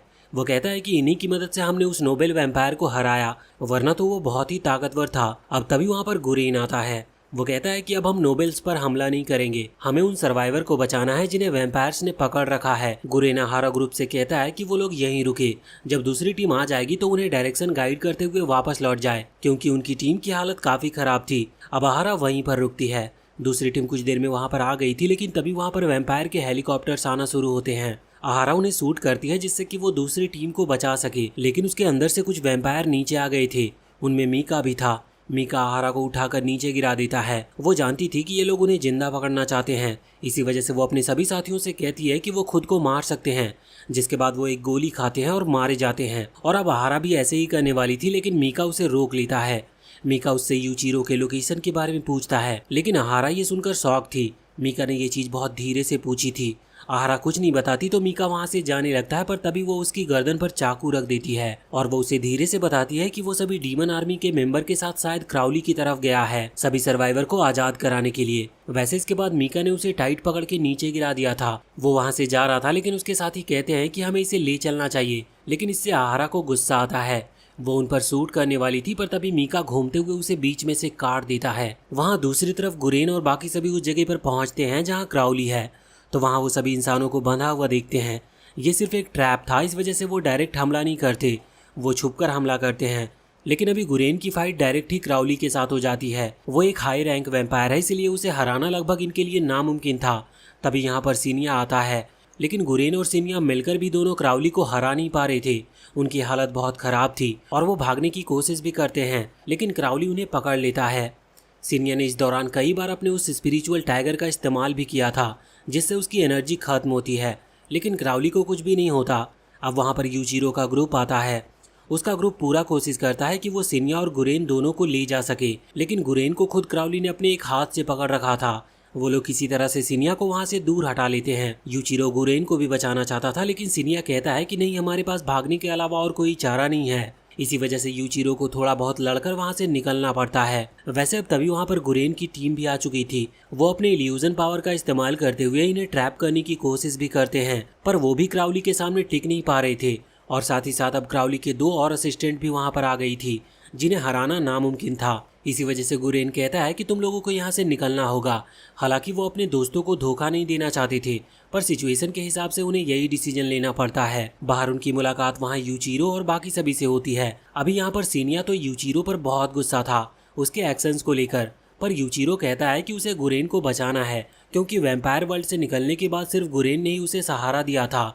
वो उसे इस तरह से धोखा नहीं दे सकता। वो यहाँ पर वो खास 2 पिल खाने वाला था जिनसे उनकी पावर बढ़ती है। मित्सुबा और सिनोया उसे रोकने की कोशिश करते हैं, लेकिन वो ऐसा कर नहीं पाते, क्योंकि यूचिरो ने वो पिल्स खा ली थी। इसके बाद उसकी पावर बढ़ती है, लेकिन अचानक से वो बेहोश हो गया था। वैसे इसके बाद अब वो अपनी स्पिरिट वर्ल्ड में आ गया था, जहाँ पर वो सीरामारू से हेल्प मांगता है गुरेन को बचाने के लिए। लेकिन सीरामारू कहती है कि वो पहले ही मारा जा चुका है, अब तुम क्या करोगे। लेकिन ऐसा वो यूचिरो के लिए कह रही थी, क्योंकि उसने 2 पिल्स एक साथ खा ली है। वो बताती है कि सिर्फ एंजल्स उसे जिंदा रखने की कोशिश कर रहे हैं, लेकिन यहाँ पर यूचिरो को कुछ भी ज़्यादा समझ नहीं आ रहा था। तभी सामने वो एक ट्रम्पेट देखता है और वो उसकी तरफ बढ़ने लगा था। सीरामारू बताती है कि उसे इसे नहीं छूना चाहिए, क्योंकि ये इविल पावर को बिलोंग करता है। अगर यूचिरो ने इसे बजाया तो इससे असली डीमन की पावर एक्टिवेट होगी, जिन्हें यूचिरो नहीं संभाल सकता। लेकिन यूचिरो आगे बढ़ रहा था और वो उसकी बात नहीं सुन रहा था। इसी वजह से सीरामारू उस पर हमला करती है और कहती है कि ठीक है, फिर मैं तुम्हें 2 मिनट के लिए अपने पावर देने के लिए तैयार हूँ, पर अगर तुम 2 मिनट तक इन पावर से इन्हें नहीं हरा पाए तो इसके बाद वो डीमन तुम पर हावी हो जाएगा और तुम खुद एक डीमन बन जाओगे और तुम्हारी बॉडी मैं पोजेस कर लूँगी। यूचिरो इसके लिए मान जाता है। वहाँ बाहर यूचिरो की पावर बढ़ चुकी थी। वो सभी को अपने पास से अलग करते हुए सीधा उस जगह पर भागता है जहाँ पर क्राउली ने गुरेन को पकड़ रखा है। वहाँ पर उसके वो 2 असिस्टेंट भी थी। यूचिरो वहां पर पहुंचते ही हमला करना शुरू कर देता है। हालांकि क्राउली भी ये देखकर हैरान था कि आखिर यूचिरो की पावर पहले से ज्यादा कैसे हो गई, पर फिर भी यूचिरो को अभी भी क्राउली को हराने में प्रॉब्लम हो रही थी। गुरेन वहां सामने आ रहा था जिससे कि यूचिरो को कोई सीरियस चोट ना लगे। वो उससे कहता है कि उसे यहाँ से चले जाना चाहिए क्योंकि वो क्राउली को कभी हरा नहीं सकता, पर यहाँ पर यूचिरो किसी की भी सुन नहीं रहा था। अब इस लड़ाई के दौरान हम देखते हैं कि 2 मिनट कंप्लीट होने वाले थे, जिस वजह से यूचिरो का सींग भी बाहर आ गया था। वो पूरी तरह से एक डीमन में बदलने ही वाला था, लेकिन इसके पहले ही वहाँ पर एक कॉफिन आ जाती है। ये कॉफिन किमीजुकी ने अपनी पावर की मदद से क्रिएट किया था। इसके अंदर एक डीमन है। वो उस डीमन के थ्रू यूचिरो को पकड़ता है और उसे उस कॉफिन के अंदर बंद करके उसे वहाँ से ले जाने लगता है।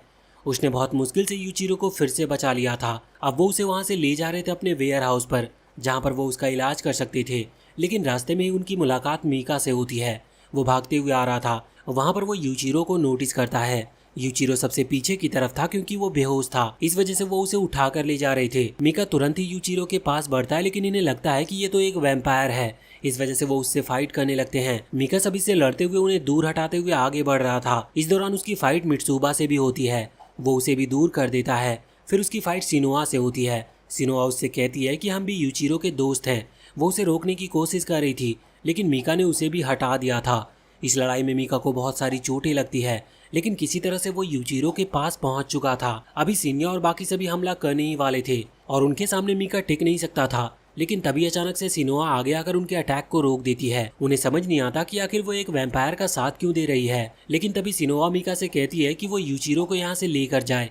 मीका वहाँ से चला जाता है, जिसके बाद सिनोआ अपने अटैक को रोकती है। अब तभी एक मेंबर उसे मारकर नीचे गिराता है और वो उसे जान से भी मारने वाला था, लेकिन तभी नारुमी उसे रोक देता और कहता है कि ये समय लड़ने का नहीं। हालांकि किसी को भी समझ नहीं आ रहा था कि आखिर सिनोआ ने एक वैम्पायर की मदद क्यों की। वैसे ये अभी अपनी प्रॉब्लम में फंसे हुए थे, क्योंकि यहाँ पर और भी वैम्पायर आने लगे थे। वो उनसे लड़ते हैं और उन्हें हराते हैं, पर और फोर्स ना आ जाए इसके पहले उन्हें यहाँ से निकलना था। दूसरी तरफ हम वहाँ पर मीका को देखते हैं, जिसे खुद तो बहुत चोट लगी थी, लेकिन फिर भी वो यूचिरो की बॉडी को उठाते हुए ले जा रहा था। रास्ते में फिर से उसे वो खून की प्यास लगती है और उसे सामने एक टूटे हुए मॉल से कुछ बच्चों की चीखने की आवाजें आती है। वो तुरंत वहाँ पर भागता है। उसने एक बच्चे को पकड़ लिया था। वो बच्चा उसे मॉन्स्टर कह रहा था और तभी मीका के सेंसेस वापस आ जाते हैं, जिसके बाद वो उसे छोड़ देता है। हालांकि फिर वो यूचिरो को वहाँ पर लेकर आता है। अभी वो फिर से इस तरह से रिएक्ट ना करे और गलती से यूचिरो को चोट ना पहुंचा दे, इसी वजह से वो यूचिरो को वहीं पर रखकर वहां से थोड़ा दूर बैठ गया था। अभी यूचिरो अपने स्पिरिट वर्ल्ड में सीरामारू के साथ था। अभी सीरामारू यहाँ उसे बताती है कि किमीजुकी ने उसे सही टाइम पर रोक लिया, जिस वजह से वो डीमन नहीं बन पाया, इसीलिए वो मरा नहीं। वो फिर से उठ जाएगा, लेकिन उसे टाइम लगेगा। यूचिरो पूछता है कि क्या उसके दोस्त ठीक है। इस पर सीरामारू कहती है कि अभी वो ये सब नहीं बता सकती, वो सिर्फ अपनी आंखें खोलकर ये चीजें देख सकता है। कुछ ही देर में यूचिरो को होश आ जाता है। होश में आकर वो वहाँ पर मीका को देखता है और यहाँ पर मीका की वो खून की प्यास फिर से बढ़ी हुई थी, इस वजह से वो बहुत तकलीफ में था। उसके मुंह से खून भी निकल रहा था। यूचिरो कहता है कि तुम मेरा ब्लड पी सकते हो, लेकिन मीका तुरंत ही दूर हट जाता है। लेकिन अब यूचिरो ने अपने हाथ पर कट लगा दिया था।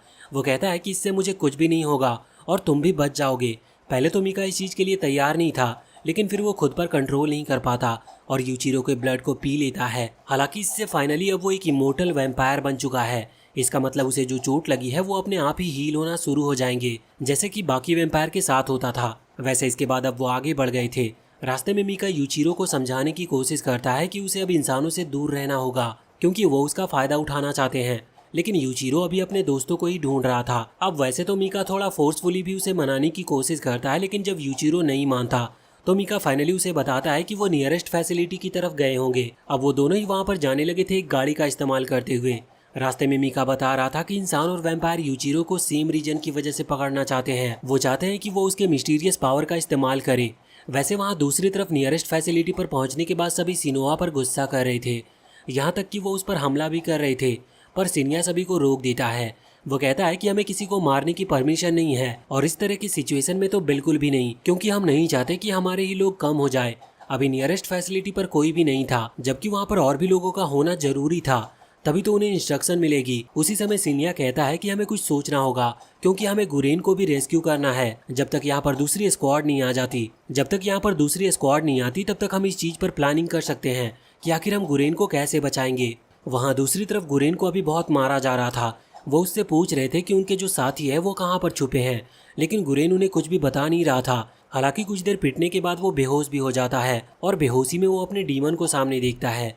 वो कह रही थी कि अगर वो चाहे तो वो उसे अपनी पावर दे सकती है जिससे गुरेन यहाँ से बचकर निकल जाएगा। इस पर गुरेन ने हाँ कर दी थी। वो अपनी डीमन की पावर का इस्तेमाल तो करता है, लेकिन वहीं पर क्वीन क्रल भी आ जाती है जो कि बहुत ही आसानी से गुरेन को हरा देती है। साथ ही वो उससे पूछती है कि आखिर उसके दोस्त कहाँ छुपे हैं।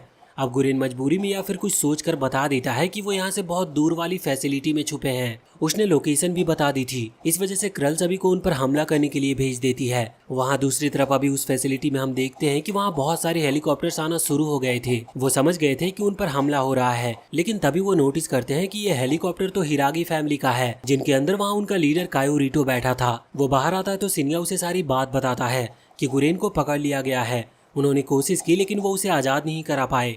वैसे अब तभी वो ऑर्डर देते हुए वहाँ पर एक मिस्टीरियस कंटेनर निकलवाता है। सिनिया को लगता है कि शायद वो कुछ इविल प्लानिंग कर रहा है, इसी वजह से उसने अपना वेपन निकाल लिया था। पर तभी कायोरिटो के साथी उसे रोकते हैं। यहाँ पर नारुमी भी आगे आकर हमला करने के लिए तैयार था, लेकिन उसके टीममेट उसे पकड़ लेते और हमला करने से मना करते हैं। पर इतने में ही अचानक से कायोरिटो ऑर्डर देता है इस पूरी टीम को खत्म करने का, जिसके बाद उस कंटेनर के अंदर से अचानक से बहुत सारी चेन निकल कर आती है, जो कि यहाँ नारुमी की टीम की बॉडी के आर पार हो चुकी थी। वैसे नारुमी अभी जिंदा था, इस वजह से वो हमला करने के लिए आगे बढ़ता है, लेकिन फिर फाइट शुरू हो जाती है। तभी उसे बचाने के लिए वहाँ पर यूचिरो के टीम के सभी मेंबर आ गए थे। वो उनसे लड़ रहे थे, लेकिन कायोरिटो के उस कंटेनर से मुकाबला करना बहुत मुश्किल था। उसके अंदर से जो चेन निकल रही थी वो कितनी भी दूर तक जा सकती थी। वैसे वहाँ पर यूचिरो और मीका भी पहुँचते हैं। मीका कहता है कि सभी को यहाँ से जाना होगा, वो लड़ नहीं सकते। पर यहाँ पर यूचिरो कायोरिटो से लड़ने के लिए चैलेंज करता है। हालांकि अब उनमें लड़ाई हो पाती, इसके पहले ही वहाँ पर वैम्पायर की पूरी आर्मी आ चुकी थी। उनमें फाइट शुरू होने लगी थी, जिस दौरान हम देखते हैं कि गुरेन भी उनके साथ था। वो अभी अपने सेंसेस में नहीं था, इस वजह से वो यहाँ पर यूचिरो पर भी हमला कर देता है। वो उसके अटैक को रोकता है। इसी दौरान मीका वहाँ पर आकर उससे लड़ना शुरू कर देता है। गुरेन ताकतवर था, लेकिन मीका भी कम ताकतवर नहीं था। दूसरी तरफ वहाँ वो कंटेनर अभी सभी पर हमला करते हुए उनके ब्लड को एब्जॉर्ब कर रहा था, और इस तरफ अभी यूचिरो भी गुरेन पर हमला करता है और उसे रोकता है। हालांकि वो उसे मार नहीं सकता था, इसी वजह से वो उसे फिर से होश में आने को कह रहा था। पर तभी गुरेन अचानक से उसे अपनी तलवार मार देता है। वैसे वहाँ दूसरी तरफ वो कंटेनर जितना ब्लड उसे चाहिए था उतना ब्लड एब्जॉर्ब कर चुका था, तो वो ब्लास्ट हो जाता है और उसके अंदर से एक एंजल एक ट्रम्पेट को लेकर निकलती है। यहाँ पर किमीजुकी नोटिस करता है कि ये तो उसकी सिस्टर है जो कि हॉस्पिटल में थी। उसे कुछ भी समझ नहीं आ रहा था। अचानक से उसकी वो सिस्टर जो एंजल थी वो कन्वर्ट होकर एक मॉन्स्टर में बदल जाती है, और वो वहाँ पर छोटे छोटे और भी मॉन्स्टर्स को लाती है। वो छोटे मॉन्स्टर्स अभी वैम्पायर पर हमला कर रहे थे, लेकिन इसके साथ साथ वो ह्यूमन सोल्जर को भी खा रहे थे। वैसे ये छोटे मॉन्स्टर उस एंजल के ब्लड से बने थे, और ये ब्लड कायोरिटो ने अभी कुछ नीडल्स के इस्तेमाल से उसकी बॉडी से निकाला था। यहाँ पर किमीजुकी अपनी सिस्टर की तरफ आगे बढ़ रहा था। वो लोग उसे रोक रहे थे, पर वो रुकने को तैयार ही नहीं था। वहीं इधर हम यूचिरो को देखते हैं, जिसकी हालत अभी थोड़ी खराब सी थी। इसी वजह से मीका उसे वहाँ से दूर ले जा रहा था, क्योंकि यहाँ रुकना उसके लिए सेफ नहीं था। लेकिन यहाँ पर यूचिरो कहता है कि वो अपने दोस्तों को ऐसे धोखा नहीं दे सकता। उसी समय एक मॉन्स्टर आकर मीका पर हमला करता है। मीका की चोट यहाँ पर ठीक नहीं हो रही थी, इसीलिए यूचिरो उससे कहता है कि वो यहीं पर इंतजार करे, और यूचिरो तुरंत ही तलवार उठाता है और अपनी बॉडी में घुसा देता है। जिसके बाद वो अपनी स्पिरिट वर्ल्ड में आ चुका था। वहाँ सीरामारू उससे कहती है कि अब हम कुछ भी नहीं कर सकते, लेकिन तभी यूचिरो वहाँ उस इविल ट्रम्पेट के पास आता है, जिसे बजाने के लिए सीरामारू ने उसे मना किया था। यहाँ पर वो उसे उठाता और उसे बजाने लगता है, जिसके बाद अचानक से उसकी बॉडी से फिर से वही डार्क और वो स्पाइक्स निकलना शुरू हो जाते हैं, और वो फिर से पहले की तरह एक मॉन्स्टर में बदल चुका था। वो यहाँ उस एंजल पर हमला करता और बहुत ही जल्द उसे हरा भी देता है, और इसी दौरान वो नीचे कायोरिटो पर भी हमला करता है। कायोरिटो को लग रहा था कि वो यूचिरो को रोक लेगा, लेकिन वो वहाँ से दूर जाकर गिर गया था। हालांकि यूचिरो ने अपनी पावर का कुछ ज्यादा ही इस्तेमाल कर लिया था, इस वजह से अब वो वहीं पर बेहोश हो गया था। तभी वहाँ पर क्वीन क्रल मीका से कहती है कि वो किसी भी तरह से यूचिरो को बचाए, लेकिन अब तभी वहाँ पर क्राउली और फेरिड आ गए थे। वो यहाँ पर क्रल पर हमला करते हैं और फेरिड किसी तरह से क्रल पर जंप करते हुए उसके ब्लड को पीना शुरू कर देता है। यहाँ पर क्रल अनकॉन्शियस हो गई थी, या तो वो मारी गई या बेहोश हुई है, इस चीज हमें बताई नहीं जाती। लेकिन फेरिड कहता है कि अब से वो वैम्पायर का नया लॉर्ड बन चुका है, इसका मतलब अब सभी उसी के ऑर्डर को मानेंगे। वैसे वहाँ दूसरी तरफ सिनोआ और बाकी सभी ने यूचिरो और किमीजुकी को उठा लिया था। किमीजुकी भी अभी अनकॉन्शियस हालत में था। वैसे नारुमी अभी उनकी मदद कर रहा था। उसने एक वॉल क्रिएट कर दी थी, जिससे कि वो कुछ देर सोल्जर को रोक सके, लेकिन वो सोल्जर सब उन्हें घेरने की कोशिश कर रहे थे, और ये सोल्जर कायोरिटो के हैं। वो चाहता है कि वो यूचिरो को पकड़े, क्योंकि अभी उसे उसकी पावर चाहिए। लेकिन तभी वहाँ पर मीका उन सोल्जर्स को आकर हटाता है और कहता है कि वो लोग उसके साथ चले। अब वो सभी वहाँ से भागते हैं। वो उम्मीद लगाए हुए थे कि शायद आगे उन्हें शांति मिल जाएगी, लेकिन इसी के साथ ये सीजन यहीं पर खत्म होता है। तो वीडियो अगर पसंद आई हो तो चैनल को सब्सक्राइब करके बेल आइकन जरूर दबा लें और ये वीडियो आपको कैसी लगी कमेंट सेक्शन में हमें जरूर बताएं।